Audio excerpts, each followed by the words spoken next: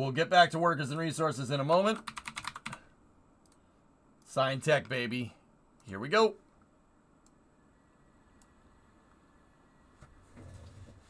Hello and welcome to the webcast for the Transporter-10 mission, SpaceX's Tonight 21st launch of 1 a.m. 2024 and second launch in less than 24 hours following the launch of Crew 8 from Kennedy Space Center in Florida last night.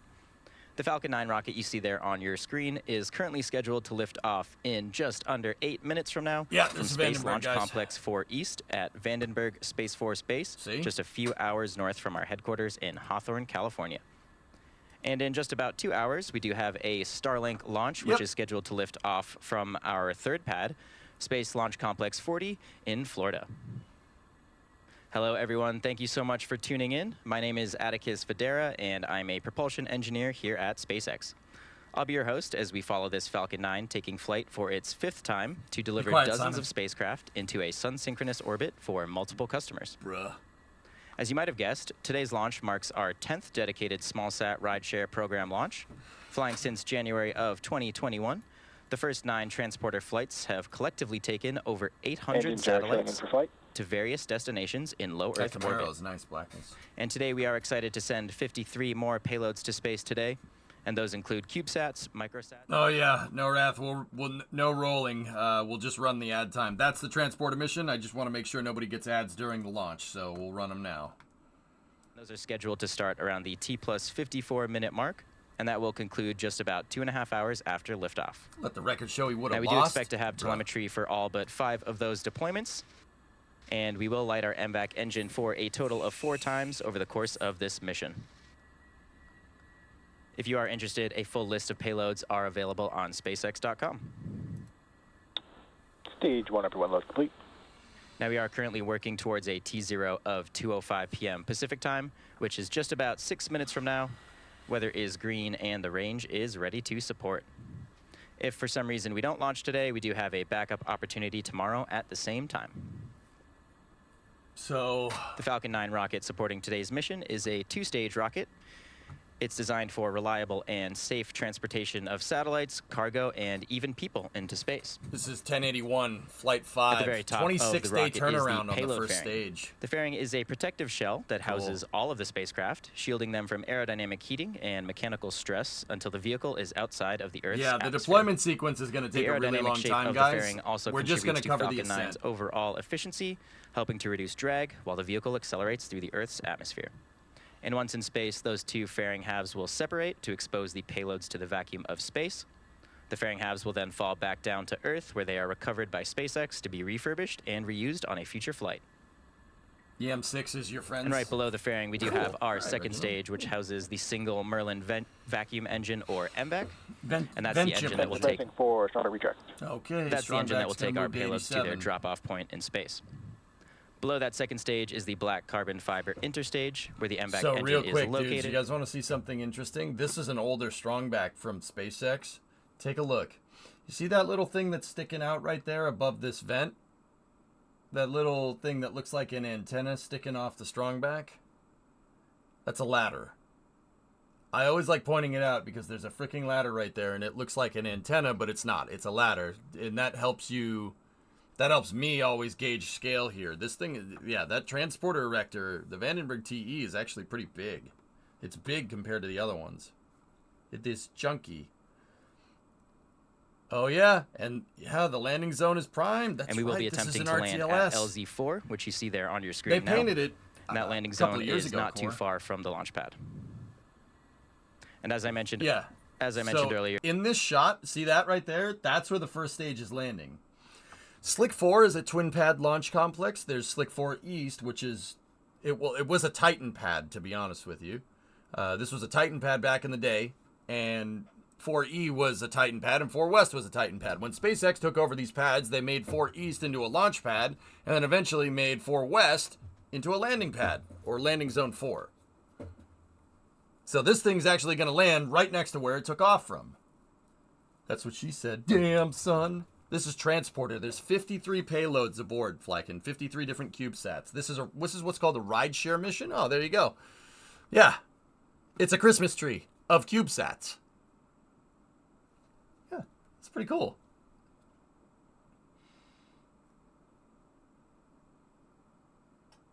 I kind of wish that Slick 40 had this style of strong back too with the full retract before launch. Well, yes, Vulcan, but no Vulcan, but yes. Yeah.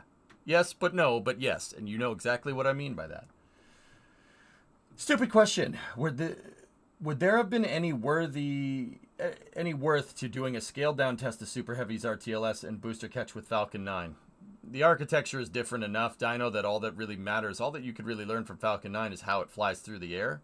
I think a trajectory would be much more important, right? So with that being said, I don't think so.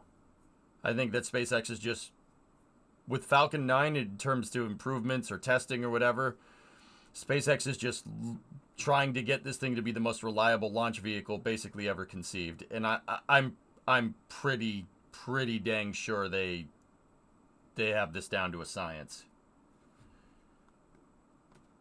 Yeah, exactly. I know it did at one point, then it had an incident. Yeah, exactly. Yes, but no, but yes. Yes, I know. That would be cool if it had a retractable one.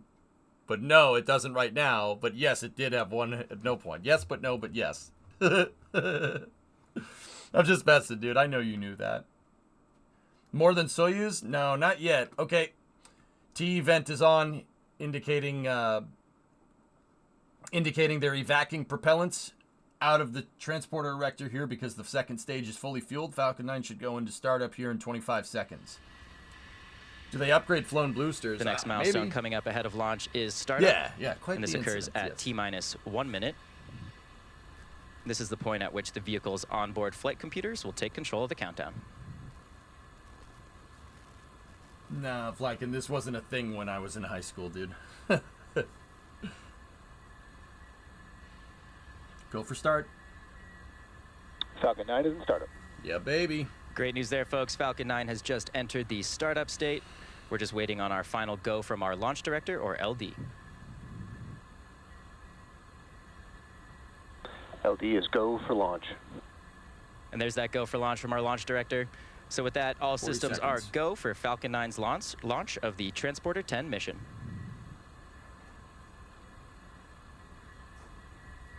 T-minus 30 seconds. No for trunnions. Yep. No, that's just condensation on the outside of the vehicle. DBs? T-minus 15 seconds. Because the oxidizer on Falcon 9 is extremely cold. T-minus 10, 9, 8, 7, 6, 5, Sound suppressor is 4, on. 3, Discovery, 2, go and throttle up. 1, ignition. And liftoff, Falcon 9. Looks good. Go SpaceX, go Transporter-10. Got a good lift off. There's some wind turbines. Vehicle is pushing down range. Transporter-10 is in the air. And what do you team pressures?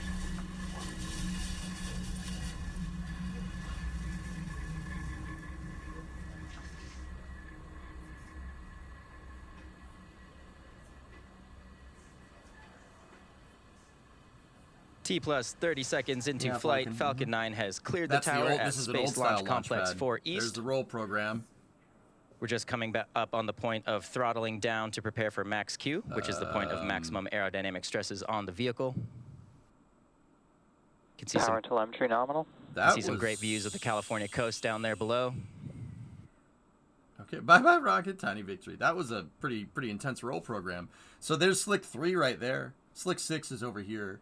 Slick 4 is Falcon 9 here. is supersonic. 3 is there. 2 is over there.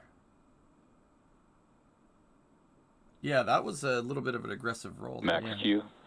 Maximum And there we go. dynamic We just pressure. passed through the point of max Q, which means we have throttled the M1D engines back up. And coming up next, we do have 5 events, starting with MECO, or main engine cutoff, stage separation, This is its stage fifth 1 flight? flip, second engine start 1, and then the beginning of boost back burn. I noticed something. This is booster 1081. 1081 is actually new, much newer. It's a much newer booster than some of the other ones in the fleet. It's only its 5th flight, but it's on a 26-day turnaround. 26-day turnaround from that booster's last flight. It flew less than a month ago. You know what that tells me? That tells me that the newer Falcon 9s that are coming off the assembly line are built with the knowledge of reuse in mind. That tells me that these newer boosters can be turned around a lot faster than the old ones, which is, that's cool. This, I want to say this once again. This booster flew 26 days ago. 26.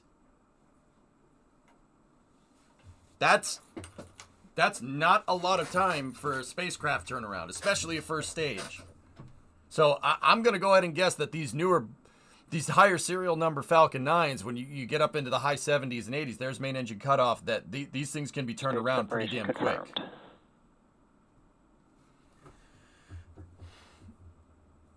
Good ignition on the upper stage. First stage is turning around, and it should boost back startup. Engage for boost back. Oh! Wow, beautiful views here. You just heard and saw Pog. those 5 events that happened Pog. back-to-back, Zoom out. including main engine Zoom out, cutoff, camera guy. stage separation, stage Zoom 1 out. flip, second engine start 1, and Pog. the beginning of boost back burn. That was sick, man. On the left side of your screen there, you see the first stage performing its boost back burn, heading towards the launch site. And on the right is the MVAC engine continuing to accelerate our payloads into orbit. 26 days. 26 days. That was not that long ago. Stand by for fairing separation. Fairing separation confirmed. There it goes. And there go those 2 fairing halves. You can now see all of our payloads exposed to the vacuum of space. We should be wrapping up the boost back burn on the first stage. Forge, that's actually the next thing I was going to ask. It's worth noting that its last flight was a Starlink, and a Starlink landed on the drone ship. This thing launched, what was it, 6:39 or 6:40 or something, wasn't it? There's stage 1 boost back burn completed. There's a chunk of nitrogen just chilling right there. Yeah, so this thing landed on the barge last. Which means that, yeah, 14 days of that turnaround was it sailing back in. Dude, I'll say it once, I'll say it again. The drone ships are the bottleneck. Would you ever believe that? The drone ships are the freaking bottleneck. They can't sail the damn ships in fast enough to be able to turn these boosters around quick enough. That's the bottleneck.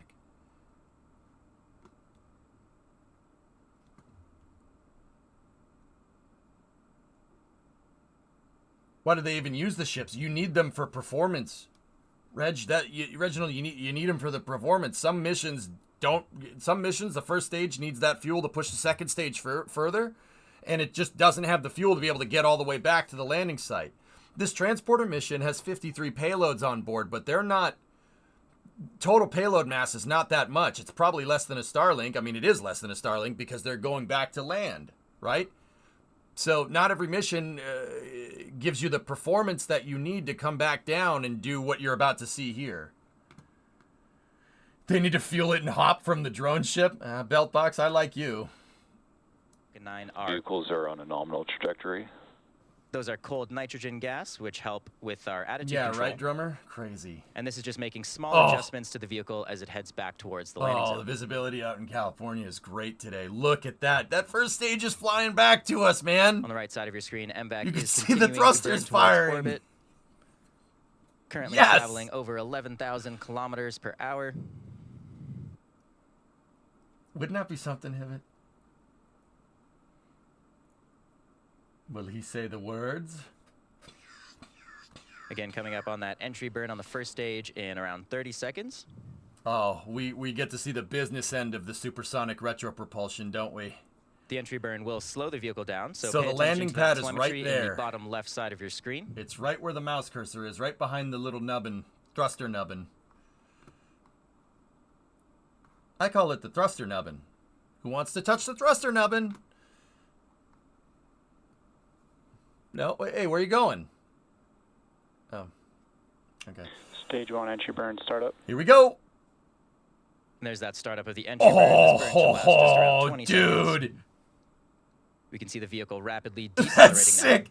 now. Oh, that's awesome. The best part of my day. Whoa. Shut down. Yo, that's violent. And there Holy we go. That crap. our entry burn. The first stage has one more burn left prior to landing. And again, as I mentioned earlier, we will be attempting to recover this booster for the 5th time today. FTS is safe. Come on. Dude, whoever's doing this track is a freaking legend. You gotta be kidding me. The Falcon 9 first stage is equipped with 4 I'm landing sorry. legs made of carbon fiber My and commentary aluminum sucks honeycomb. right now. This Vehicle is set on a awesome. nominal trajectory.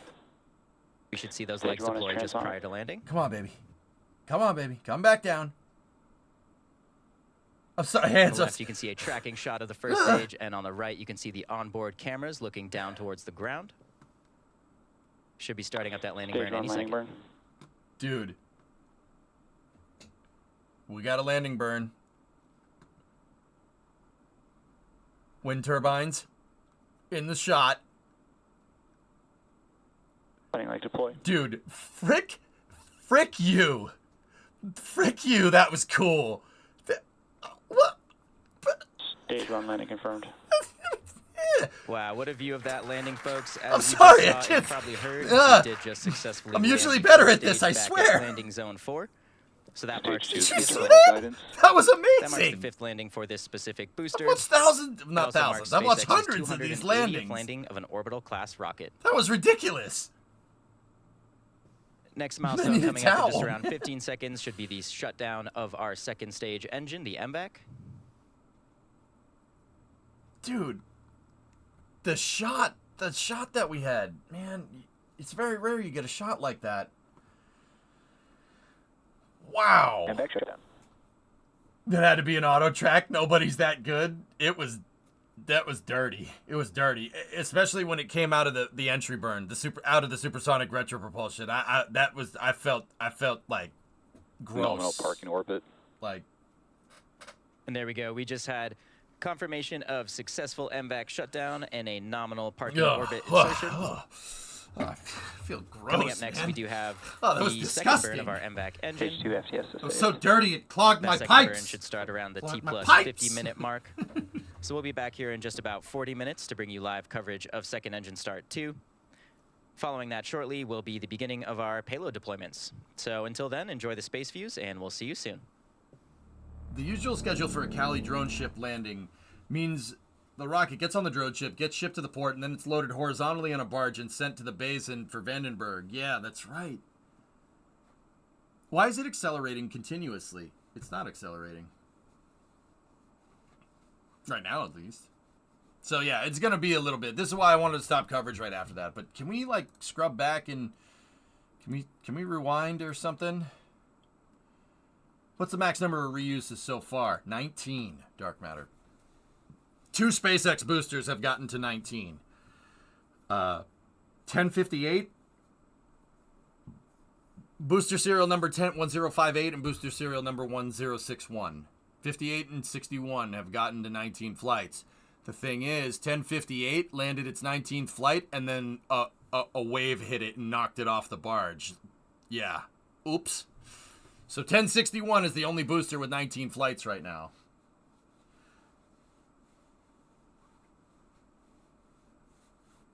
Technically, rockets are always accelerating. Technically. It's all relative. Technically, it's all relative. Hey, oh, hey. Whoa, hey, hey, oh, hey, how you doing? Damn, that was cool. Yeah. Let's see what NSF has.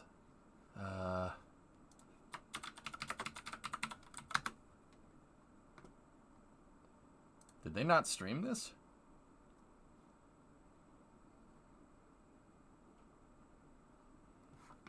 What?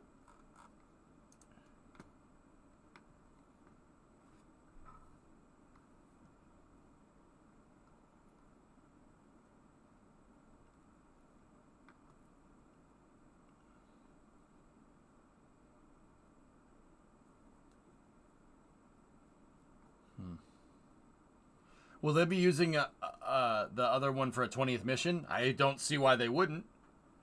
I'm trying to check the back channel. Did they not? There's no way they didn't stream that. I just can't find the damn stream.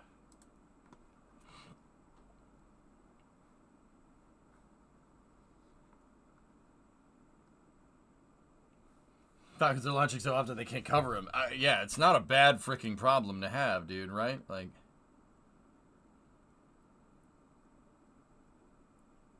How would you do the return on investment math for rocket reuse? It's very simple. Start with X amount of money, develop rocket, How long does it take till you make your money back?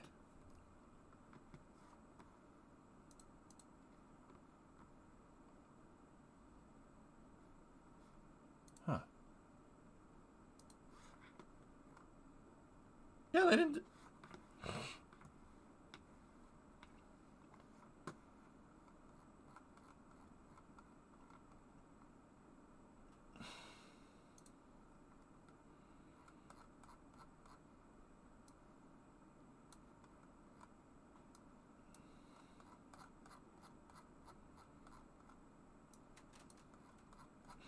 I gotta do more launches.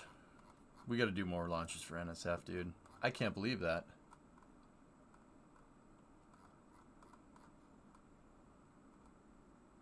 Huh. I'm looking around. I'm trying to see what's the reason.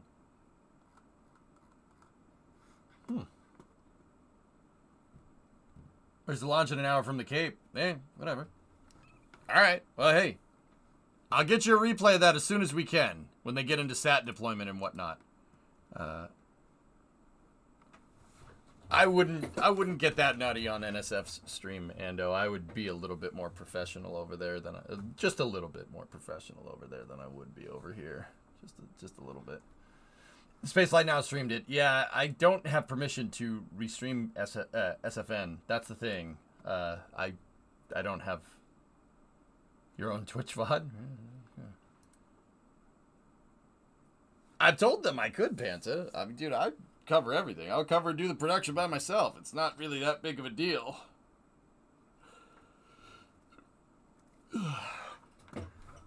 Ooh. Drummer, you got something? Drummer, what is it? Did Timmy fall in the well?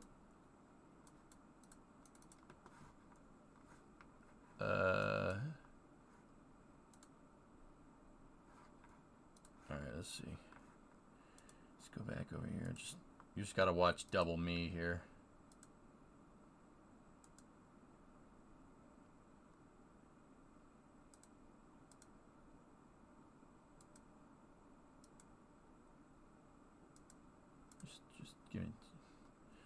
Just give me a second here.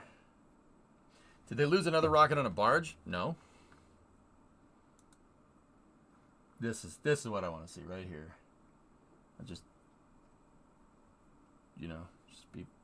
I'm quite beside myself right now.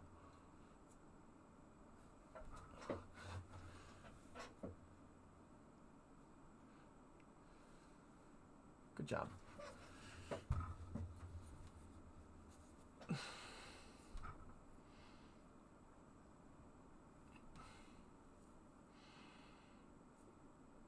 This is a replay, just in case you're wondering why there's two of me. Somebody probably just clicked on the stream and got very confused.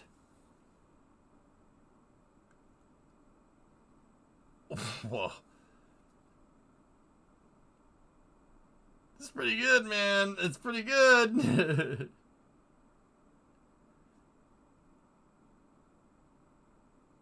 That's aggressive. That is aggressive. Look at that turn, man. That is aggressive.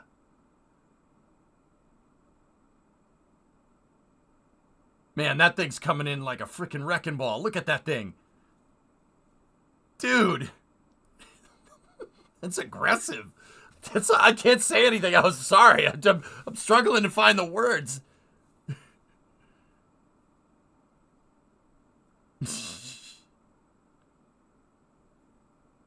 Wow.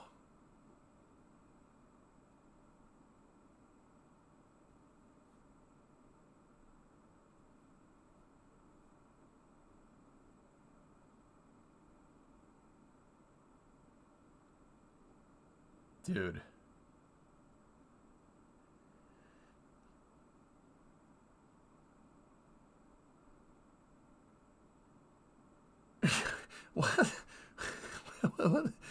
What is going on? This just happens every day now. This just happens every day. Like, I got nothing, man. Like, I don't know what to tell you. This happens all the time. Like, what the hell? That doesn't suck.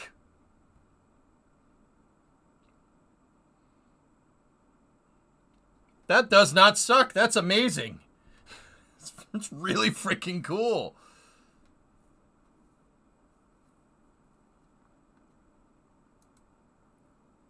God, it's so impressive. So if you're wondering why I'm kind of like, huh? Over that booster is not tiny. It's like 15 feet wide and about 150 feet tall.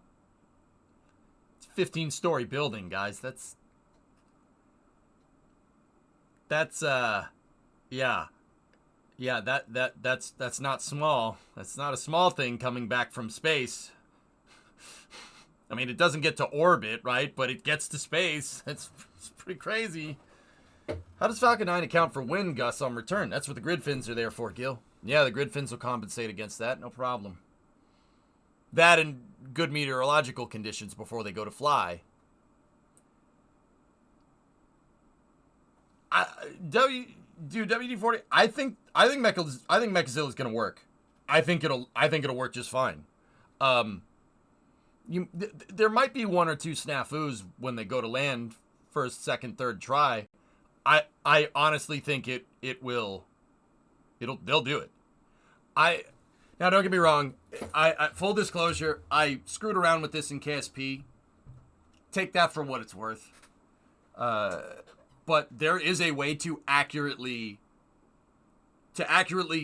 get a booster into that small of a margin.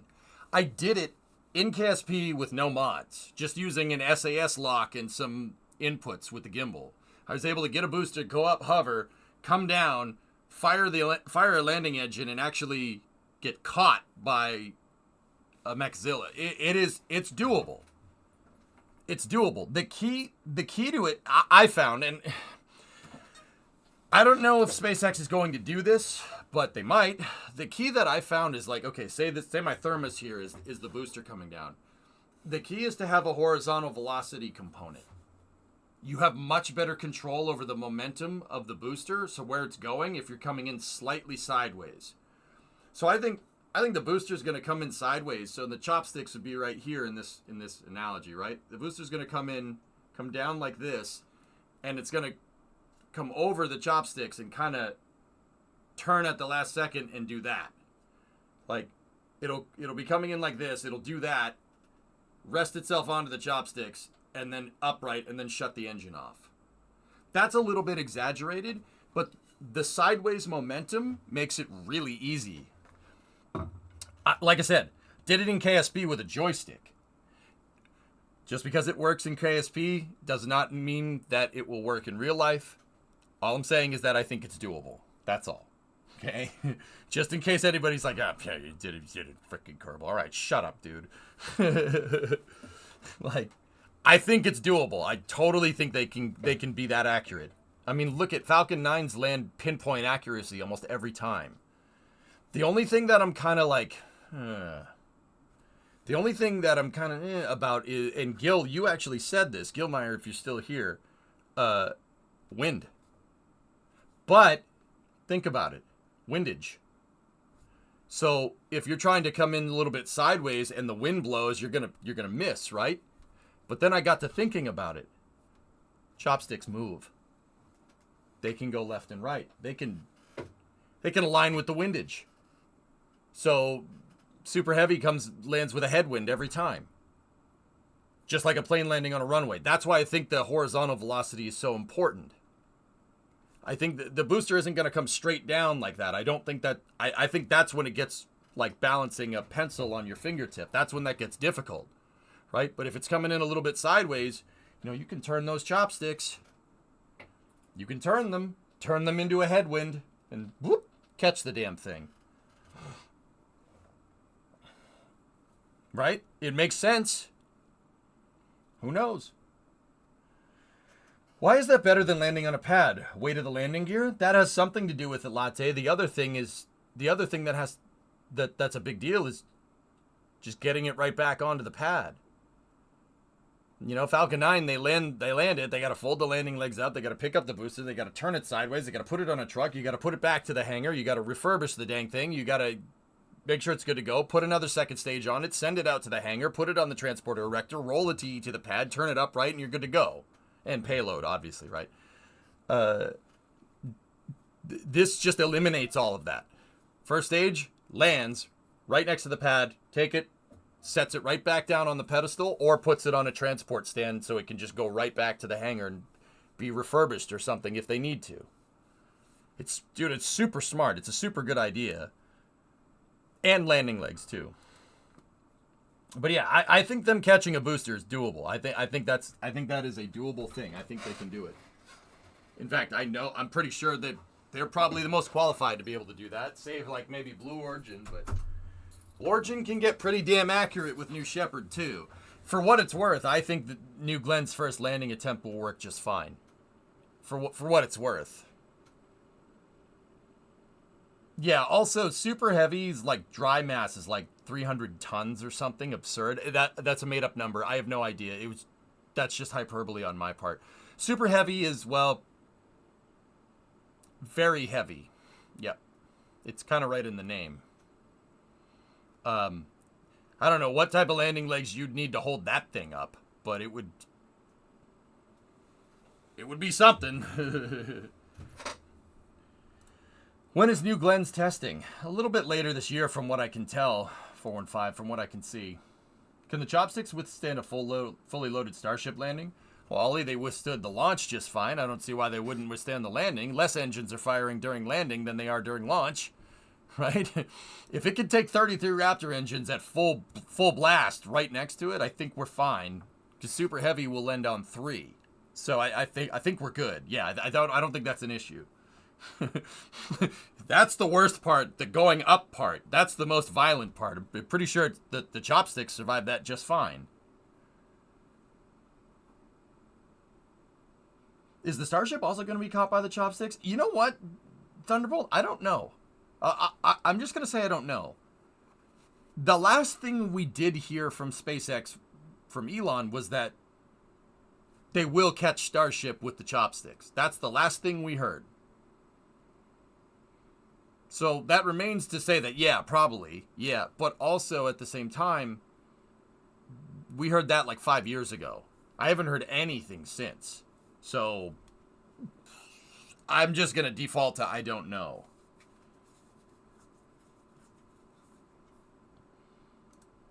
And yeah, guys, we also have another launch, by the way. There's another Falcon 9 going 641 out of Slick 40. Yeah, it's at 7 o'clock. So I'm going to get back into workers and yeah, we'll cover that one next.